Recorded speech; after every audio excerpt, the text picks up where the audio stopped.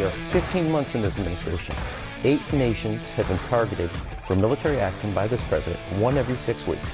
That is not what the United States signed up for when we're struggling here at home to give more Americans the opportunity. We're not focused on the home front in the way this president is focused on the world stage in some search for the Nobel Peace Prize, which after this is definitely not happening.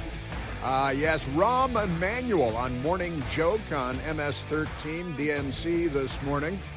My old high school classmate, Rahmster, the Rahm Emanuel, he was in the ballet class. I was in the parking lot class. We were not on the same track. Yeah, so now that's it. Now he's not going to get the Nobel Peace Prize. Hey, Rahmster, he was never going to get it before. Just by the way. And didn't you work in the Clinton administration? I went in and out of Bosnia for a long, long time. I remember when you guys dropped a bomb on the Chinese embassy in Belgrade and blew it up real good. How was that? You were saving the day. There were 75 people killed in a marketplace in Sarajevo. And so Bill Clinton decided to go to war.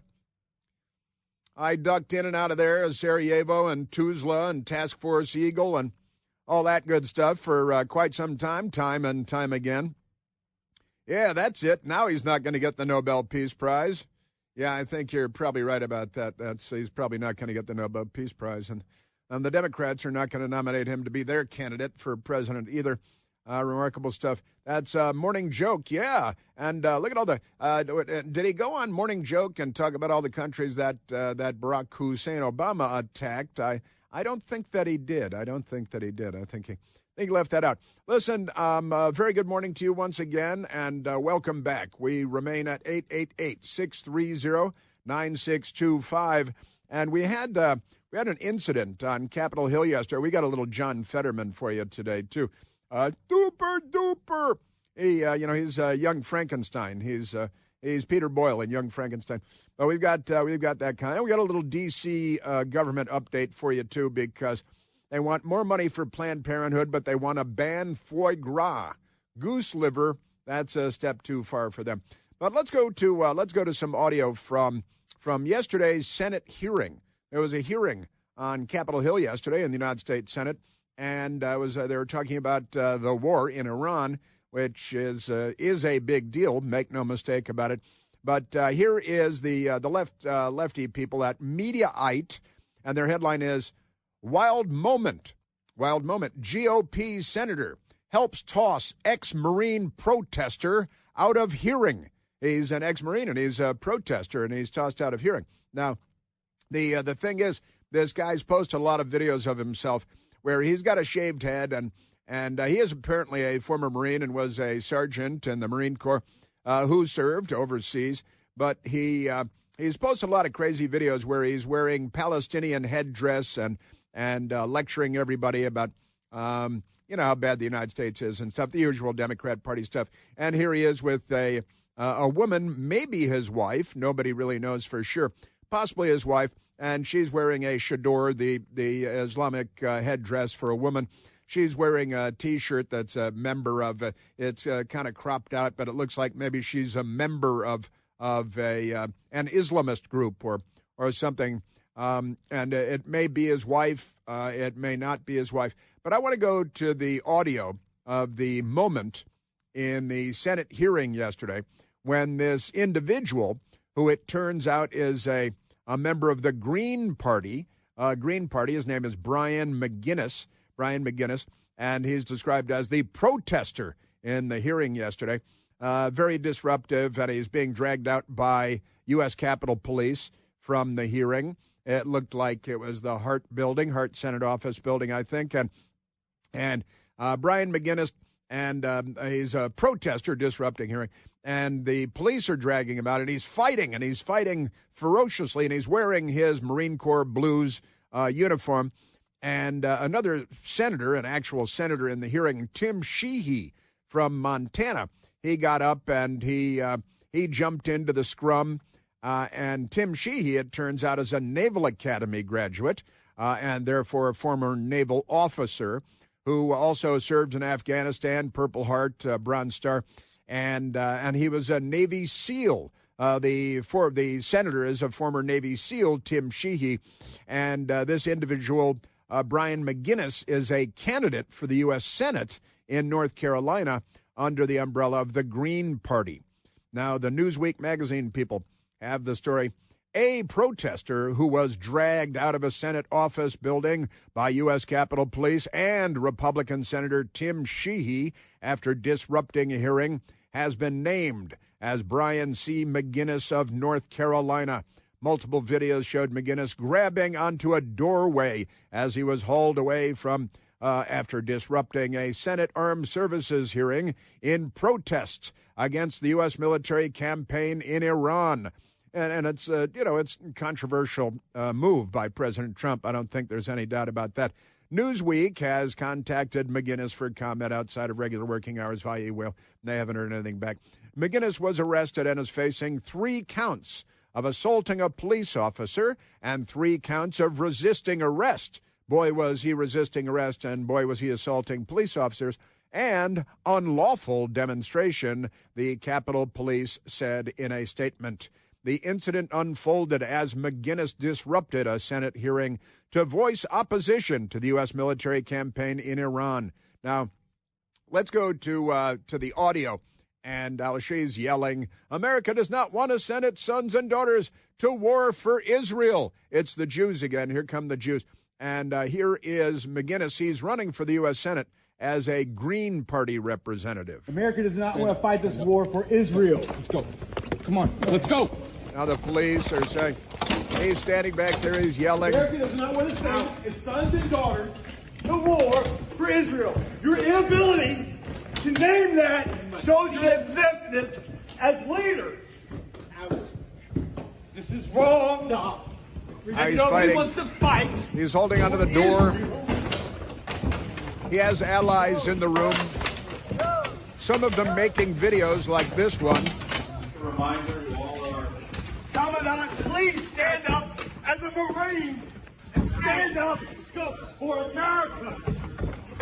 There are military leaders in the front rows of the hearing. No one wants to fight. They're ignoring for him. Israel. No one wants to fight for Israel. It's that damn Israel thing, and and he's being dragged out. There's a woman that was making a video during the course of this, and she said she was with him. And not only has he posted videos where he's wearing the Hamas, the so-called Palestinian headdress wrapped around his neck and so on.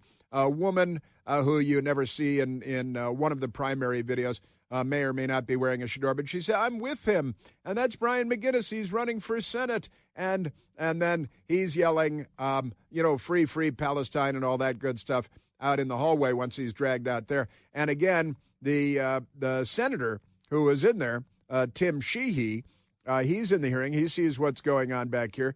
He's a Navy SEAL, and he walked back there and went to help the police because the guy was fighting ferociously. And the Navy SEAL, U.S. Senator, was having none of it. So he got up, and Sheehy, a Montana Republican, the senator, member of the Armed Services Committee and former Navy SEAL, assisted officers as McGinnis clung to a door as he resisted attempts to remove him.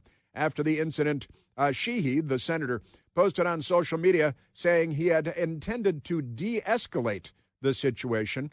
He said, "This gentleman came to the Capitol looking for a confrontation, and he got one." And there you go. And he described McGinnis, who's running for Senate in North Carolina, Green Party, as an unhinged protester. Now, McGinnis, the senator, and 3 officers, U.S. Capitol Police, were treated for injuries after the incident. Now, let me say that again. The senator and 3 officers were treated for injuries after the incident. Tensions are high in the wake of military action against Iranian military and strategic targets in an action dubbed Operation Epic Fury, with the U.S. and Israel assaulting, and now in its 6th day of the assault. Conversations about the war are playing out online, aren't they? Everything. And so it was very rowdy. It was violent. And there are people thinking, and I don't know how these Democrats can tell from across the room. He's got a broken hand. He's got they've got X-ray, maybe got those X-ray specs from Boys Life magazine, and they can see through the flesh from across the room. Let go of your hand. Let go of the door. Let go of the door. The senator broke his hand. The senator broke his hand. U.S. senator just broke the hand of a Marine. The senator just broke a Navy SEAL just broke the hand of a Marine. I'm stuck in the door. Okay, sir. A U.S. senator just broke the hand of a Marine. A U.S. senator just broke the hand of a Marine. These are Democrats. Democrats are all mentally ill. Most of them are violent. There's a hearing going on, and you're entitled to attend a congressional hearing. You're attended to protest. There are certain to peaceably assemble and all that good stuff. Who was Chris Cuomo? Who says that? Where does it say that protest is supposed to be peaceful? Well, it says it in the First Amendment. Actually, is where you'll find that. But Chris Cuomo, whose brother was the governor of New York, whose father was the governor of New York, is Chris Cuomo actually a lawyer? I think they get law degrees when they're in fourth grade or something. These Democrat political families. Please show me where it says that protests are supposed to be polite and peaceful. Yes, in the First Amendment is where you will find that, but never mind that. He is that's the Democrat Party. Yeah, show me where it's supposed to be peaceful. To peaceably assemble, and that's okay, but pay no attention to that. So the mayhem went on, and has he have a broken hand? They say, look, 3 police officers treated for injuries, a senator who's a former Navy SEAL treated for injuries because this Marine decided to come into the hearing room and disrupt it because he's a member of the Green Party running for the United States Senate in North Carolina, of all places, and he's attacking a senator, assaulting the senator, assaulting 3 federal law enforcement officers, U.S. Capitol Police, and the Democrats, they're all fine with all of that, right? So we got that. And then he's yelling. There are generals, of course, in the hearing room because they're there talking about the conflict in Iran. Look at you guys, you're robots. You won't even look back. The generals. Look at you guys, you're like robots. Oh my God. They're not easily disrupted. And you're not even looking back. Any of you four-star generals. Oh my God, what is happening Any of right you now? four-star generals. Robots. You're not even looking back. You're robots. The woman is she's the one making the video of him, and he's dragged out, and he's yelling about free Palestine, free Palestine. Why are you getting arrested? Free Palestine. From the halls of Montezuma to the shores of Tripoli, Palestine will be free. From the halls of Montezuma. Oh my God. He wasn't a good Marine. He just said from the halls of Montezuma. That is actually a Mexican soup, Montezuma. And you get Montezuma's revenge from that. From the halls of Montezuma, but he said Montezuma. He was in a scuffle. I'll give him a little slack there. From the halls of Montezuma to the shores of someplace, Palestine will be free. From the halls of Montezuma to the shores of Tripoli, Palestine will be free. Palestine will be free. Palestine will be free. And then we found he posted a video of himself. That reminded us of the guy at the Israeli embassy torching himself and self-immolating. But he posted a video of himself wearing a Hamas headdress tied around his neck. And he's got a shaved head. And he posted a video making himself clear where he stands. You think the Free Palestine movement promotes hate? You're wrong. Please take it from me, an American veteran, Brian McGinnis. It's not. I am genuinely speaking up for Palestine because the Palestinians have been oppressed militarily for 77 years, and it is wrong. That's the true direction of hate here, is that the state of Israel is hating the Palestinians and is killing them and brutally terrorizing them for and giving them electricity and clean water and medical care and instantaneous communications and beachfront hotels and democracy. And Arabs serve in the Knesset and the Israeli Congress, and they do business anywhere. Now, Jews, on the other hand, they're not welcome in Gaza unless they want to be murdered. But that's another thing altogether. But that's him with his Palestinian headdress, his Hamas headdress on, posting a video of himself that, and, there he is. And it did remind us of the guy screaming, from the halls of Manazupa, Palestine will be free. He needs a soup spoon with that Manazupa. Palestine will be free. Palestine, they're the most free Arabs in the entire Arab world because they live in Israel, where they're invited to vote and go to school and use the hospitals. You see, the Iranians blew up a Palestinian hospital in a rocket attack. It's in Jerusalem.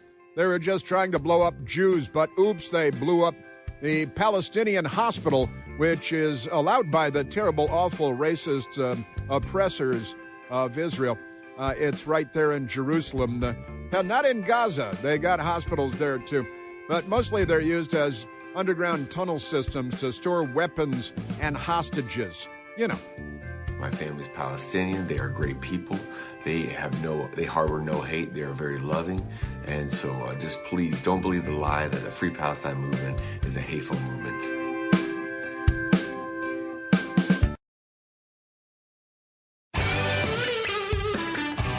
Let's go back to the phones, Michael. Let's go to Edward, calling from the beautiful state of Wisconsin. Edward, you're on the Chris Plant Show.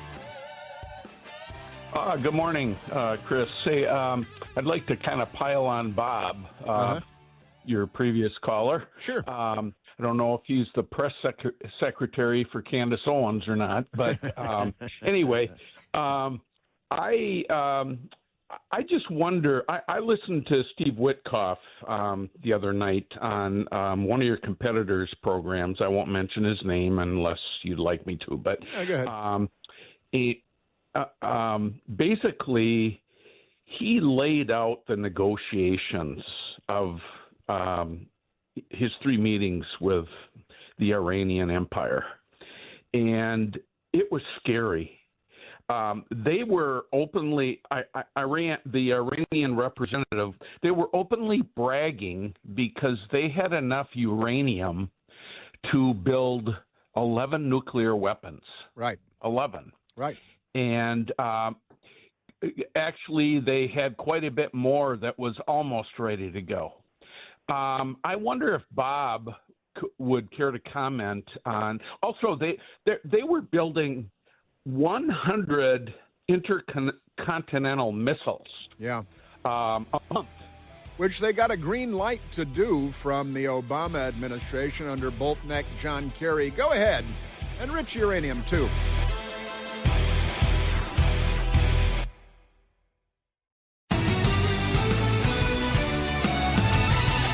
All right, so the Green Party candidate for the U.S. Senate in North Carolina, with his Marine Corps uniform on yesterday, but often with a Palestinian headdress tied around his neck, hanging out with this lady who's a member of something Islamists and her chador and all of that good stuff. But never mind that, because what does that matter?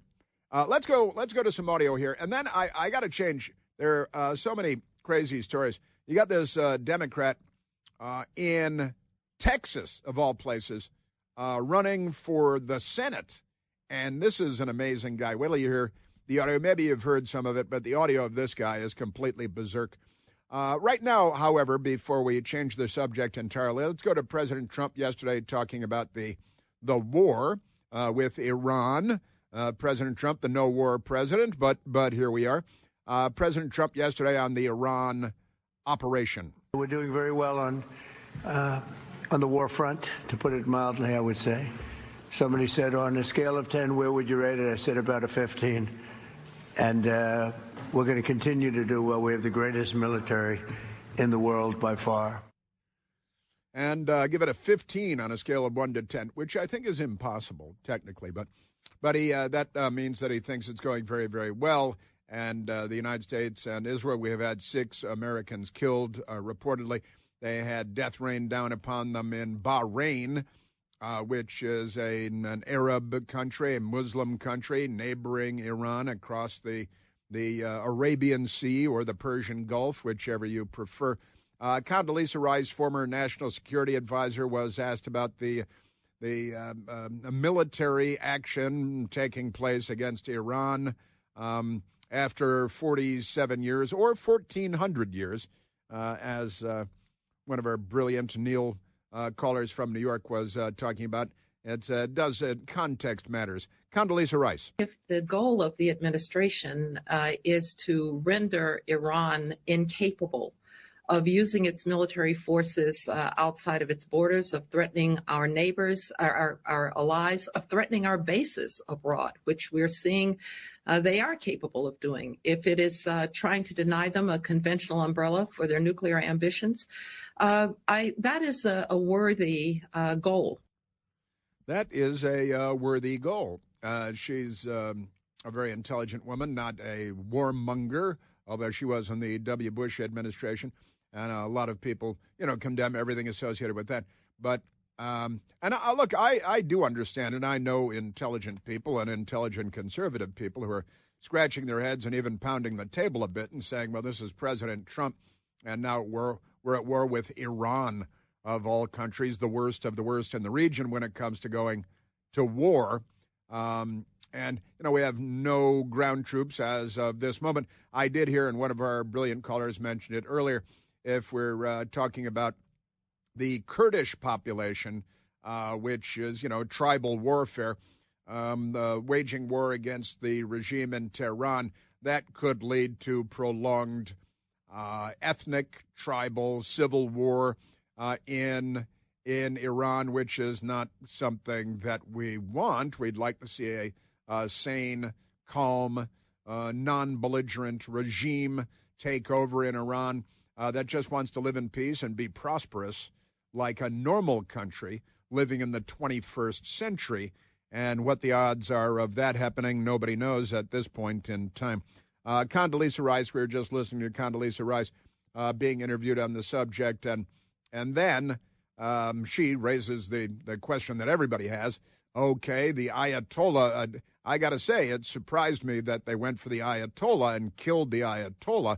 That really changes the game there in an enormous way, going after the Islamic Revolutionary Guard Corps, the IRGC, the leadership, even the rank and file. That's one thing. That's a gimme. They and their other forces in Iran had just murdered, say, 35,000 Iranian people who just want to live free and live in peace. So they're protesting, and naturally they were slaughtered, which is not uncommon in that region of the world. But Condoleezza Rice saying, okay, so we're this far, what next? Now, what comes after? People are, of course, concerned about that.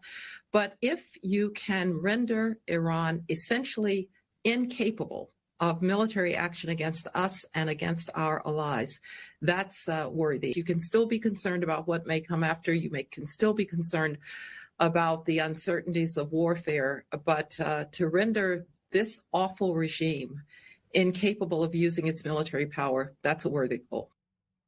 Then that's a worthy goal. And it does. It's not like it's over. And hey, great news, because it's in the first phase, really, maybe entering the second phase of this military operation. But nothing is settled at this point, and we're dealing with the scourge, the deadly scourge of radical Islam. Now, one of the big stories out there is, your gas prices, this is the Democrats, but your gas prices are going to skyrocket. The cost of everything is going to go up. Trump, who's been working to bring energy prices down very effectively, gas prices down very effectively, which means, in theory, almost everything else should be less expensive over time. And I got to say, what people are worried about now, there are polls all over the place, and you ask people, a Fox News poll, people who say the cost of items increased compared to 1 year ago. And 81% of us say that the cost of groceries have increased or has increased over the last year. The cost of utilities, like your electricity, your natural gas, 79% of us say that the price of utilities have increased in the last year. Healthcare, 71% say healthcare costs are up, 65% say housing costs are up, and 51% of us say say gasoline prices are up. Gasoline prices are down in Washington, D.C., where I buy gas, and I think in Virginia, where I rarely buy gas. But I think that might be 51% of Democrats who just say gas prices are up, even when they see gas prices are down. But 81% of us say grocery prices are up. 79% say utility prices are up. And I've got a long story for me on that. But the energy secretary is Chris Wright, President Trump's Secretary of Department of Energy. And he was asked, hey, what with the war in the Middle East and everything, and the gas and the Strait of Hormuz getting out of the Persian Gulf with all the oil coming from that region and natural gas coming from that region. The energy secretary is Chris Wright. This will definitely be temporary. The Trump administration's energy addition, energy dominance agenda have just massively grown global supplies of oil, natural gas. Gasoline prices today are still $2 per gallon lower than they were at the peak during the Biden administration. Now, we want them to be lower. We want them back under $3 a gallon. And that seems like a good idea because everybody likes that. Now, again, 79% of us, new Fox News poll, 79% of us say that the price of utilities up. Now, for Democrats, they've been promising for a long time that they would drive the cost of utilities up because they want to choke to death the oil and gas industry, including the natural gas industry, which burns clean as anything, and they won't allow nuclear energy, which burns cleaner than anything. But you may remember Barack Obama when he was president, and actually I think he was running for president then, and he had a plan for utilities and your grandmother's electricity bill in the wintertime. Under my plan of a cap-and-trade system, electricity rates would necessarily skyrocket. Electricity. Under my plan, he's got a plan. He's worth $100 million. So he doesn't worry about electricity bills, but that's him. Yeah, but electricity costs will necessarily skyrocket under his plan. And the people in the news media are like, electricity costs are up. It's all Trump's fault. No, and no.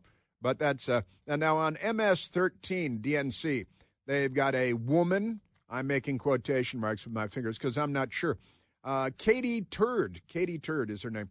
Katie Tur. And her father is a transgender news reporter, as a matter of fact. He was that's true. I'm not making that up. Katie Tur's father, transgender. He was a helicopter traffic pilot in Los Angeles, and he decided to become a lady.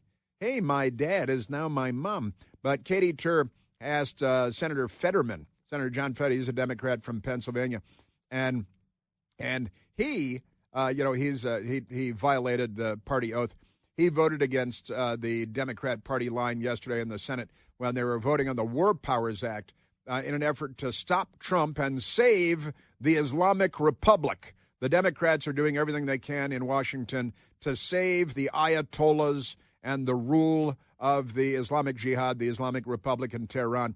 So Senator John Fetterman on with Katie Tur. So I want to ask you why you are out of step with the rest of your party. They say there was no urgency to this. It did not need to happen now. And they say there's no plan. Why do you disagree? What did you hear differently? That's what they say. Well, as far as I know, all of my colleagues, they've all say that, we must never allow Iran to acquire a nuclear bomb. They've all say. And now every other of them also thinks now no one is going to weep that the Ayatollah is gone now, too.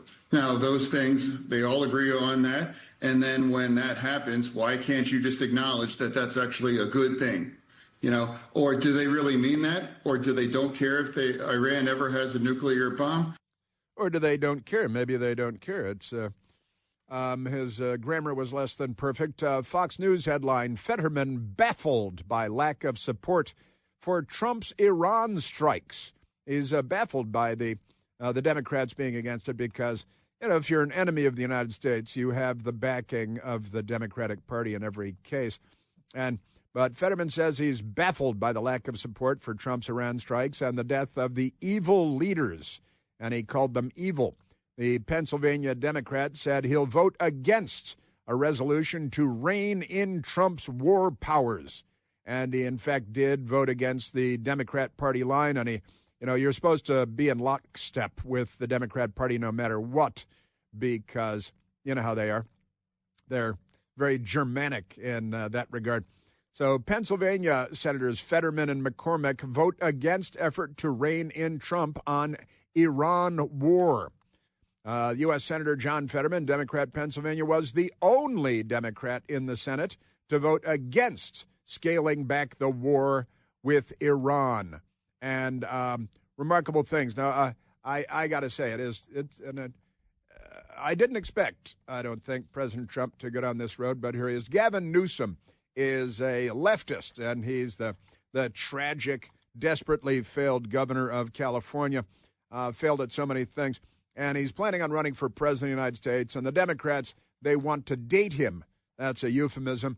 And Gavin Newsom was, here we go, it's those dang Jews again, dragging us into all kinds of bad stuff. The issue of Bibi's interesting because he's got his own domestic issues. He's trying to stay out of jail. The left. He's got an election coming up. He's potentially on the ropes. He's got folks, the hard line, that want to annex the West Bank. I mean, Freeman and others are talking about it appropriately, sort of an apartheid state. It's the old apartheid state. And, well, really, because there are Arabs and Muslims serving in the Knesset, there are Arabs and Muslims living next door to Jews and next door to Christians and next door to atheists and next door to people with rainbow flags in front of their homes. And it's the only country in that region of the world that allows all of that. And it's the only country that the Democrats oppose. No sense of irony, these people. Let's take another phone call. Let's go to Brian, calling from Burke, Virginia. Bri, you're on the Chris Plant Show. Good morning. Hey, Brian. Hi. Yeah, Chris, I just wanted to call in. I'm a Navy veteran. I served 22 years. Uh-huh. I was on 6 ships, cruisers and carriers. I was a nuclear engineer and electrician. Uh-huh. And I served, I was on the USS Bainbridge in the Indian Ocean 47 years ago when the embassy was taken. Uh-huh. And our group commander put together a plan. And since we didn't have to wait for gas, we steamed up real close to Iran and took a couple of gunships with us, and they were fully armed. I had the privilege of flying back with a door gunner to the United States months later, but and he filled me in. But basically, they had the choppers filled with 55-gallon drums of fuel. And their thought was they would hand transfer the fuel as they went in, dumping the barrels, so they'd have room for the people, and they'd have enough gas to get back in the tanks. Uh-huh. And we were doing the last refuel. You could see land, and the president heard about it and called it off. And that was the day the embassy fell. Is that Could right? have been over real quick. Jimmy Carter. And, Jimmy Carter. Yes, good old Jimmy. I bet you voted for Reagan. You'd guess right. Yeah. Yeah. And now, 47 years later, with all this going on, because I'm also Jewish. Okay. And for all this to happen on Purim, I mean, I get chills every time I think about it. Just the timing and everything, it's really good. I also served a few years later on another ship. I was in the Mediterranean in 83, doing support for the Lebanese peacekeeping troops. We did some shelling offshore on the USS Virginia. Uh-huh. And they had this little incident where the barracks got bombed. Yeah. And I had just reported aboard, and they came up to me, and they said, Chief, you're not qualified, so you got nothing better to do. And they handed me a flak vest and a helmet and a gun. And I said, wait a minute, I joined the Navy, so I wouldn't have to wear this shit. Wait now. And they said, well, you're going to want it. And I said, why? And they said, because we're putting you in charge of a team to go in and do post-recovery. Ah, yes. Welcome to Lebanon. They're in the 1980s, and radical Islam in the Middle East, and war, which has been ongoing since dirt was young.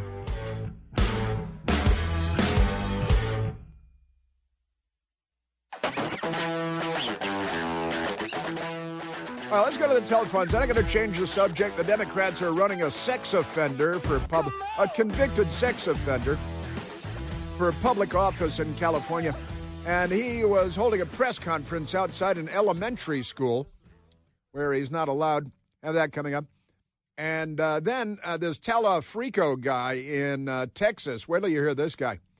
Turns out God is transgender, I think, needs an abortion, according to this Democrat. We'll get to that. Let's go to Smiley calling from Baltimore, Maryland. Smiley, you're on the Chris Plant Show. I know you don't remember me, young man, but when you first got on the radio, we used to talk all the time. Welcome back. I've been listening. I just can't get through to you half the time. But anyhow, I live out here in Maryland, and I'm not going to say it's the war or Trump or anything. As far as I'm concerned, it's probably Westmore. But I was just telling your lady, Sunday, I stopped at a certain gas station in Frederick, Maryland, and got me some gas. It was $2. Regular gas. It was $2.83. I went back there yesterday to get some gas. I told her it was $3.43, and I thought it was $3.23. But still, that's a huge jump. Yep. And my electric bill this time last year, being a trucker, I'm never there. So within 15 kilowatts, I was paying $32 a month this time last year. Now I'm paying $104. 32 to 104. Wow. Barack Obama?